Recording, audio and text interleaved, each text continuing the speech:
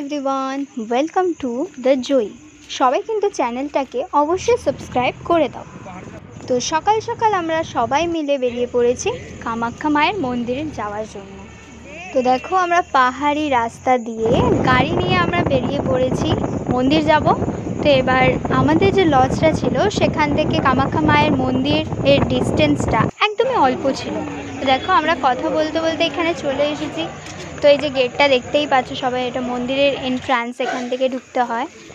এই ভিডিওটা কিন্তু স্কিপ করে দেখলে একদমই হবে না, কারণ আমি এই ভিডিওটাতে পুরো তোমাদেরকে ডিটেলটা দেবো যে কীরকম কি পুজো হয় না হয়, কতক্ষণ কি সময় লাগে, কিভাবে যেতে হয় সবটা। মন্দিরে ঢুকতেই তোমরা ওখানে টিকিটের জন্য একটা জায়গা পেয়ে যাবে, যেখান থেকে তোমাদেরকে টিকিটগুলো কালেক্ট করতে হবে। টিকিটের জন্য কিন্তু কোনো রকম কোনো টাকা পয়সা লাগে না। তো এবারে আমরা কি করেছিলাম, আমরা ভুল করে আগেই আমরা মন্দিরে চলে এসেছিলাম টিকিটটা না নিয়ে।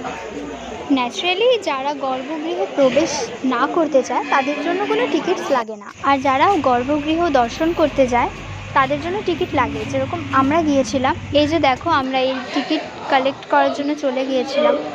এটা হচ্ছে, এই যে মন্দিরটা দেখতে পাচ্ছ, এটা একটা বাইরে, এটা হনুমান মন্দির। তো দেখো, আমাদের টিকিট কালেক্ট করা হয়ে গেছে।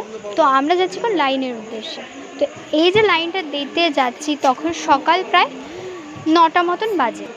সব থেকে বেশি আমার একটা জিনিস ভালো লেগেছে, সেটা হচ্ছে দূর দূর থেকে যারা দর্শনার্থী আসে তাদের জন্য একটা সুন্দর বসার জায়গা আছে।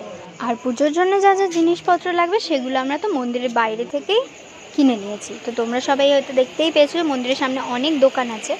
আর যে দেখো, ব্যালকনি দিয়ে যে জায়গাটা দেখা যাচ্ছে, ওই জায়গাটাতে বেদ পড়া হয়, ঠিক আছে? ওই জায়গাটা বেদ পড়া হয় আর অনেক তন্ত্র সাধনাও করা হয়। তো দেখো, মানে এখানে যে বেদ পাঠটা করা হচ্ছে, মানে এতটা সুন্দর লাগে না জিনিসটা দেখতে। মানে আমি কতটা তোমাদেরকে দেখাতে পারছি বা বোঝাতে পারছি আমি জানি না, বাট যতক্ষণ হয়তো নিজেরা দেখতে পাবে ততক্ষণ পুরো উপলব্ধি করতে পারবে না ব্যাপারটা। আমরা সকাল 9টার সময় লাইনে দাঁড়িয়েছিলাম, তারপরে ওই গর্ভগৃহতে যাওয়া, তারপরে অনেক লাইনগুলো পেরিয়ে আর মানে অনেকটা টাইম লেগে গেছিলো আমাদের। প্রায় ধরো 3টে-4টের সময় আমরা পুজো দিয়ে তারপরে আমরা বেরিয়েছিলাম। একটা জিনিস খুব ভালো লেগেছে, এখানে কিন্তু পুরোহিতদের কোনো রকম কোনো এক্সট্রা চার্জেস দিতে হয় না। চলো এবার একটু সুন্দর করে মন্দিরটা ঘুরিয়ে আনি তোমাদেরকে। অনেকক্ষণ লাইনে দাঁড়ানোর পরে ভাবলাম যে না, ঠিক আছে, বাদ বাকি যারা আছে তাদেরকে লাইনে দাঁড় করিয়ে আমরা একটুখানি পুরো মন্দিরটা একটু ঘুরে দেখি। তো দেখো, আমরা এই ঘাটটাতে চলে এসেছি, যেটা আমি উপরে লাইনে দাঁড়িয়ে যেটা তোমাদেরকে দেখাচ্ছিলাম, যেখানে বেদ পাঠ করা হয়। ওই যে দেখো, এই যে শেডটা করা আছে না, ওইখানটাতেই কিন্তু সবাই লাইনে আছে। এই যে ঘাটটা দেখছো, এতটা সুন্দর আর একটা পুরো পরিষ্কার, মানে কোনো নোংরা নেই। আর ঘাটের পাশে একটা সুন্দর মন্দির রয়েছে। তো এবার আমি তোমাদেরকে দেখাবো গর্ভগৃহ, যেটা বাইরে থেকে। এই যে দেখো, এইখানে গর্ভগৃহটা পুরো দেখা যাচ্ছে, বাট এখানে ভেতর থেকে অ্যালাউ করেনি ক্যামেরাটা, তার জন্য আমি তোমাদের কোনো ভিডিও দেখাতে পারলাম না। তো আমাদের অপেক্ষা একদম শেষ।